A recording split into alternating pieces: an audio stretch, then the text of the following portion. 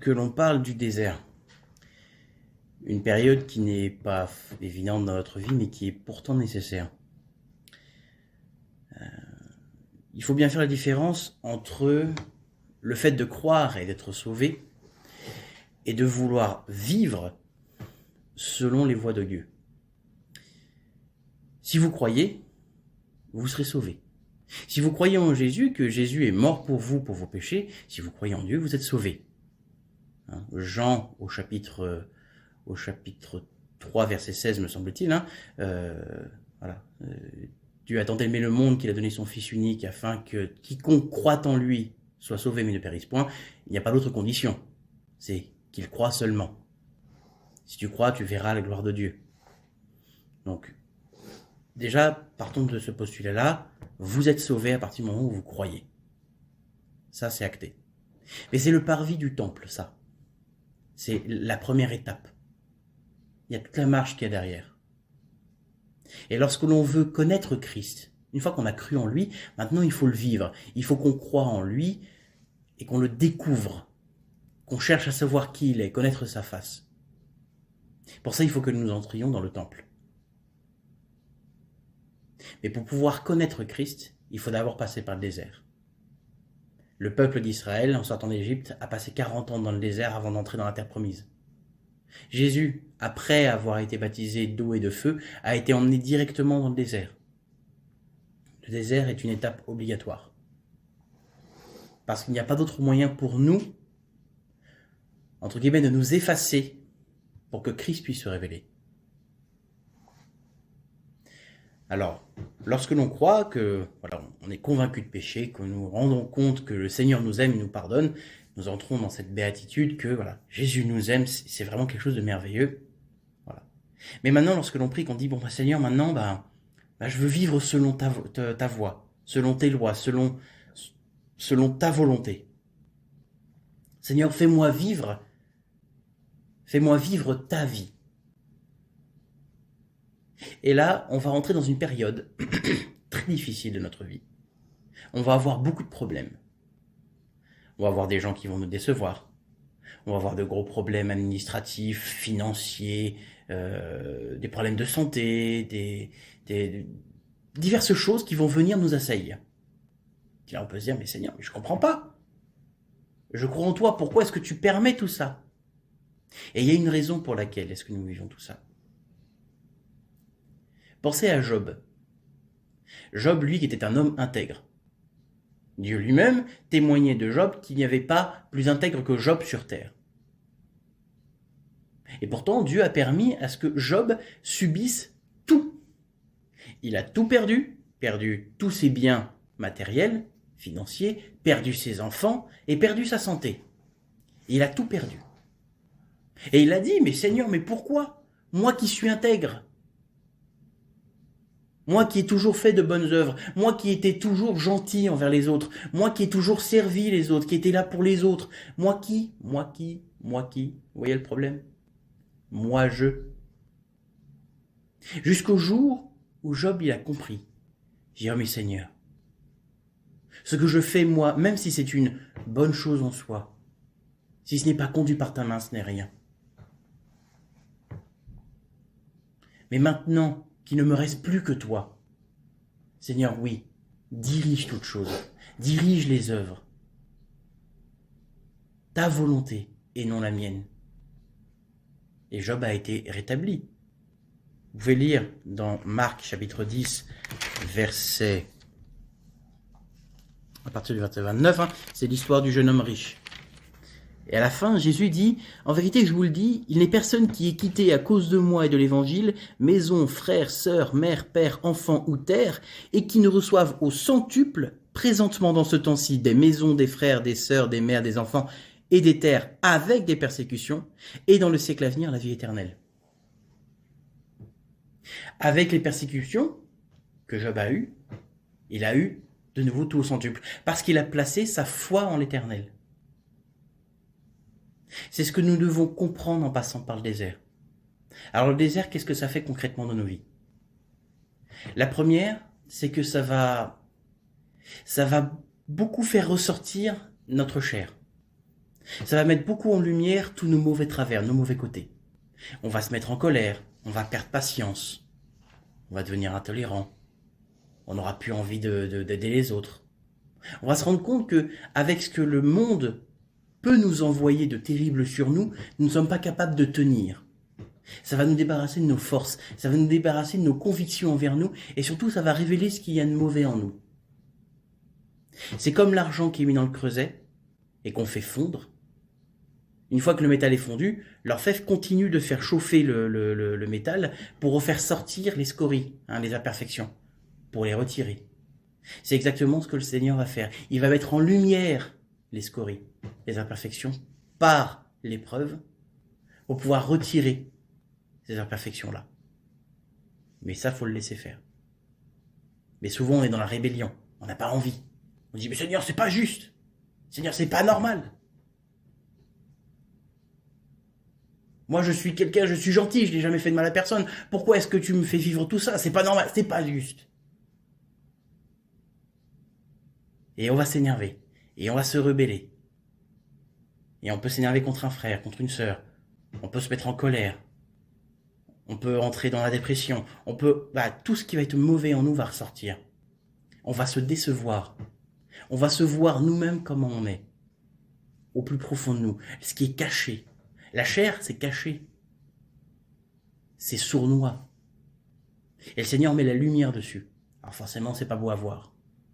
Et la chair, elle réagit.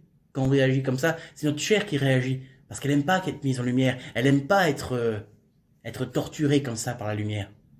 Alors elle réagit avec force, avec agitation, avec colère. Et c'est ce qui va être montré. Et puis ça va faire une deuxième chose. Le désert va nous dépouiller de tout ce qui va être important pour nous. C'est comme le vent et le sable dans le désert qui polissent une pierre. Ça va émonder, ça va permettre qu'on soit débarrassé de tout ce qui va se mettre entre nous et Dieu. Nos convictions, nos forces, nos envies, ce qui va être plus important pour nous que Dieu, des choses qui vont nous rattacher au passé, des choses mauvaises qui nous empêchent de voir Dieu. Ça va retirer tout ça, le désert. Tout ce que la chair va aimer, tout ce que la chair va accorder de l'importance, tout cela sera enlevé. Imaginez un terrain pollué, plein de débris, de déchets. Alors on passe un coup de tractopelle dessus, on malmène le terrain. Mais c'est dépouillé de tout débris, de toute pollution, pour que le terrain soit de nouveau viable. C'est exactement pareil dans nos vies. Le désert, ça va faire ça. Ça va déterrer les déchets et ça va les retirer. C'est violent, c'est très difficile, mais ça va nous permettre une chose, c'est que le jour où nous avons tout perdu, le jour où nous avons perdu toute conviction en nous-mêmes, et que nous arrêterons de dire moi je, nous nous rendrons compte d'une chose, Seigneur, je n'ai que toi. Je n'ai que toi, je ne peux plus, je ne peux pas. Je n'ai pas la force. Je ne suis pas en capacité de. C'est impossible pour moi, Seigneur. Je ne peux pas me sortir de là. Et là, on crie à l'Éternel. On dit, Seigneur, aide-moi. Et là, on a tout compris. On a compris que nous ne sommes pas capables. On a compris que c'est impossible pour nous. Nous n'avons pas la force. Et on a vu qui on était. On n'était plus capable de bien se comporter, entre guillemets, en étant généreux, en étant patient, en étant lent à la colère, etc., par nos propres forces. On s'est rendu compte que ça, c'est plus possible. Nous sommes colériques, nous sommes pécheurs, nous sommes mauvais. À titre personnel, lorsque moi, je suis passé par ce désert-là, je suis tombé dans une forte dépression. Et je haïssais tout le monde. J'avais une colère envers tout le monde. Et je rejetais la faute sur tout le monde. En disant que moi, j'avais toujours été gentil. J'avais toujours voulu faire du bien aux autres. Et qu'après tout, comme moi, je suis soignant et que j'aide les gens, je suis quand même quelqu'un de bien. Je me trouvais des excuses. Sauf que, la réalité, c'était que je n'aimais pas les gens. Que je n'aimais pas ce que je faisais. Que j'étais en colère. Et qu'en plus de voir ce que j'étais capable de penser envers mon prochain, eh bien, je le regrettais même pas. Et qu'au fond, j'étais profondément triste, désespéré, que je n'avais plus rien qui me pouvait me rendre heureux. Et je pensais que je ne serais plus jamais capable de ressentir quelque chose de positif. Et je me disais que c'était pas juste de vivre ça. C'était pas juste. C'était pas normal. Alors que moi, j'étais capable de. Mais là, tout est là le secret. Moi, j'étais capable. Mais rendu incapacitant.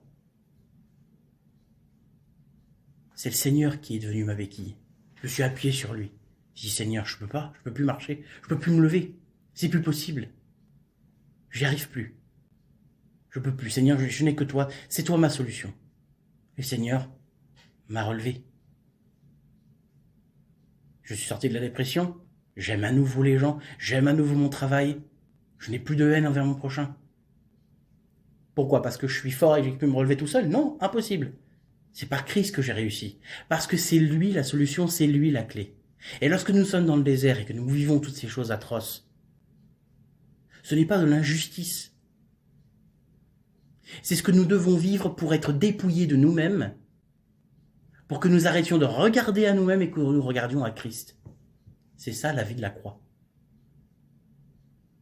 Quand on est sur une hauteur, pour regarder une montagne, quand on est en haut, on regarde toujours en bas. L'étendue, c'est beau à voir.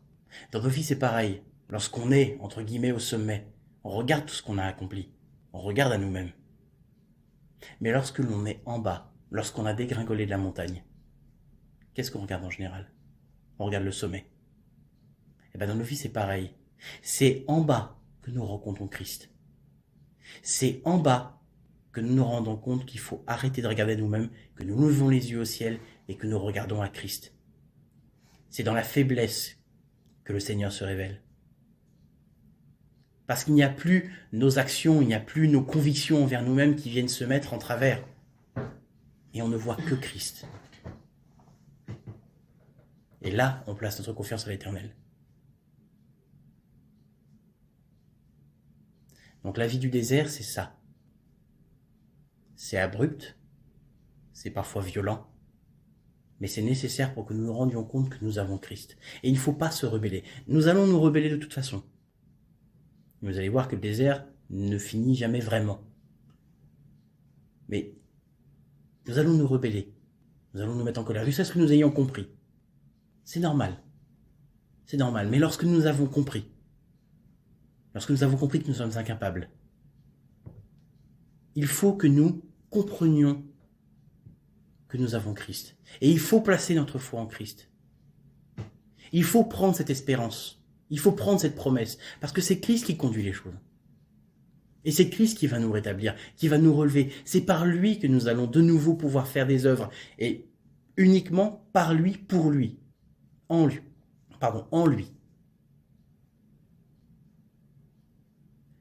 Donc si vous passez par l'épreuve, si vous passez par le désert, ne désespérez pas. Ne soyez pas dans la rébellion.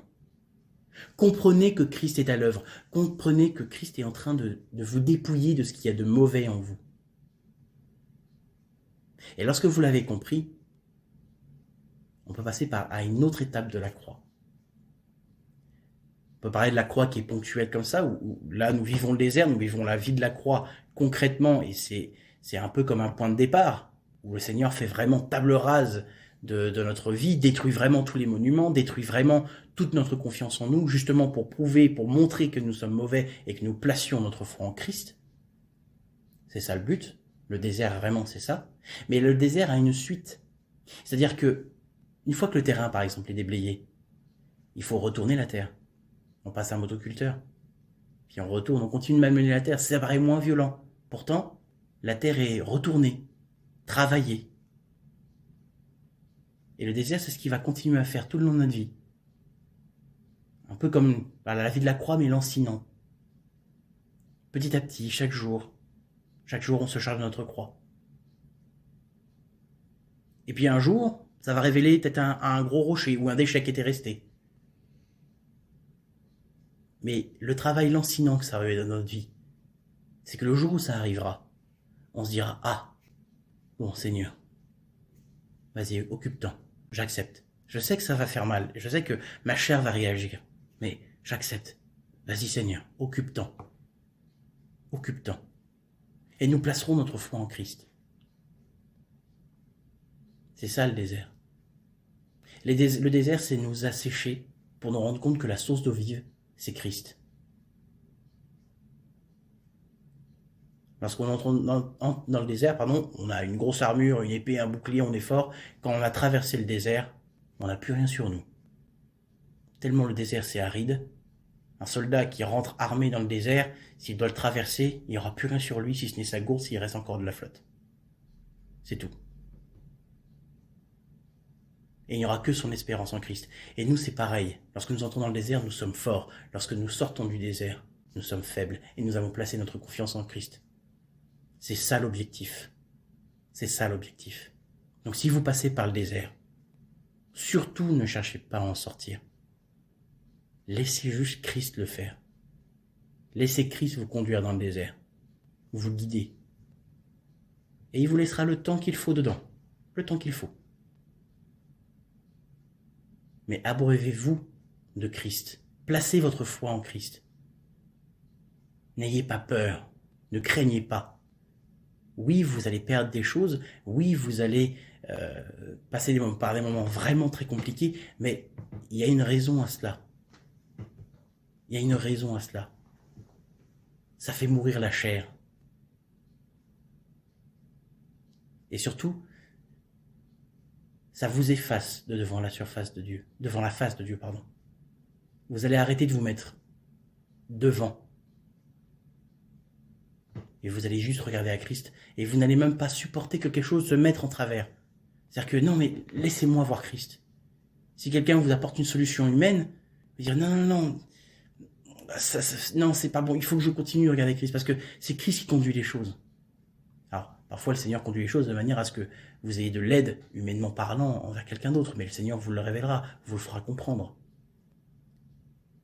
Mais si quelqu'un vous dit, non mais le Seigneur, il fera rien pour toi, il vaut mieux que tu fasses ça, et qu'on sente de l'agitation. Parfois les amis sont de bons conseils. On va dire, faut que tu te dépêches, parce que sinon, ça sera foutu. Ou que sais-je, si tu fais pas ça, il va t'arriver ça, et faut que tu te bouges les fesses, faut que tu fasses quelque chose. On sent de l'agitation, de l'empressement. Ça, c'est pas Christ. Ça, c'est pas Christ, ça. L'agitation n'est pas de Christ. L'ordre, le calme, ça, c'est de Christ. Et quand vous entendrez ces conseils-là, là, ces gens-là ont envie d'être bons conseils, ils ont envie de vous aider. Ils font pas ça méchamment. Mais vous saurez que c'est pas de Christ. Il y a une fausse note. Il y a quelque chose qui ne va pas. Mais vous placerez votre foi en Christ en premier. Vous n'écouterez pas l'agitation. C'est tout ça que ça produit le désert. Et après, dans toute votre vie, à chaque fois qu'il y aura de nouveau un problème majeur, entre guillemets, un péché ou quelque chose qui pose vraiment problème, ou une difficulté qui vous arrive dans votre vie, si vous vous rebellerez, vous repasserez par le désert. Vous repasserez par la difficulté jusqu'à ce que vous compreniez que c'est Christ qui est la solution. Et un jour, la vie de la croix, ce sera juste votre quotidien. Ce sera normal. M'a dit Christ, il y a un problème. À toi de t'en occuper, Seigneur. Je place ma foi en toi. Et là, vous vivrez la vie de la croix, vous vivrez la vie de Christ. Là, vous vivrez calade de vin. Là, vous serez des vainqueurs. À partir du moment où vous placez votre confiance en l'Éternel, que vous demandez à Christ de diriger toute chose, que vous demandez à Christ d'habiter en vous, que vous ne vous rebellez pas contre l'œuvre de Christ dans vos vies, là, vous avez la vie de vainqueur. Peu importe ce qui peut y arriver, on peut aimer quelque chose, notre chair peut aimer quelque chose. Si c'est quelque chose qui va entre vous et Dieu, c'est une chose mauvaise, il vaut mieux s'en débarrasser. On dit, si ton œil est une raison de chute pour toi, il vaut mieux te l'arracher et le jeter au loin. Un œil, c'est utile. Pourtant, s'il me fait chuter, il vaudrait mieux que je sois aveugle. C'est pour ça que nous devons accepter de tout perdre. Celui qui perdra sa vie la gagnera. Celui qui voudra gagner sa vie la perdra.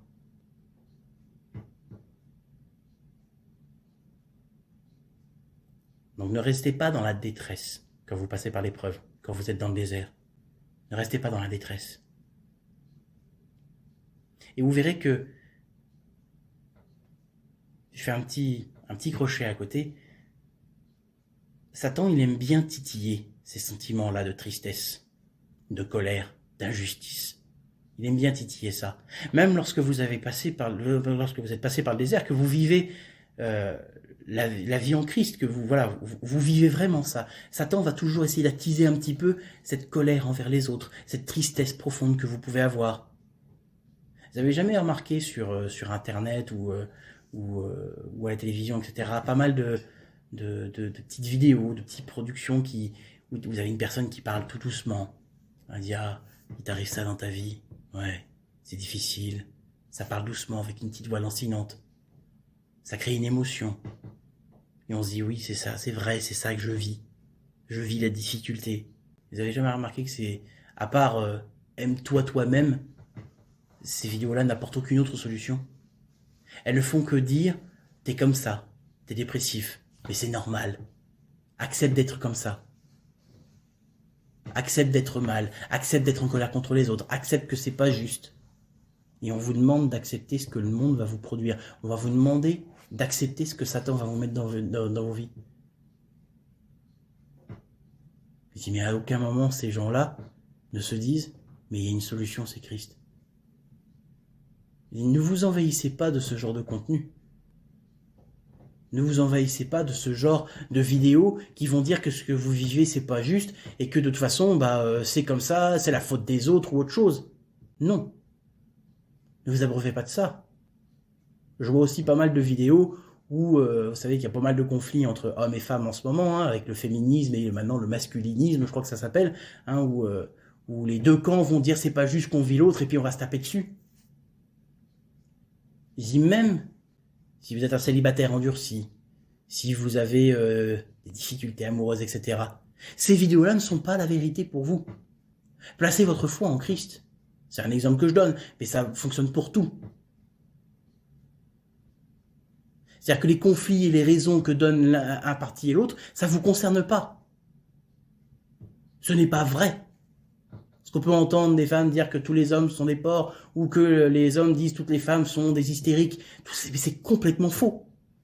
Ne vous abreuvez pas de ça. Même si ce que vous avez l'impression de vivre est vrai, même si c'est l'impression que ça donne, ce n'est pas une vérité pour vous. Placez votre foi en Christ, et Christ réglera tout ça dans votre vie en temps et en heure, avec ordre. Ce qu'il y a dans ce monde n'est pas la vérité. N'oubliez pas que nous sommes dans ce monde, mais nous ne sommes pas de ce monde. Les conflits de ce monde sont des mensonges pour nous, parce que nous avons Christ. Christ règle tout.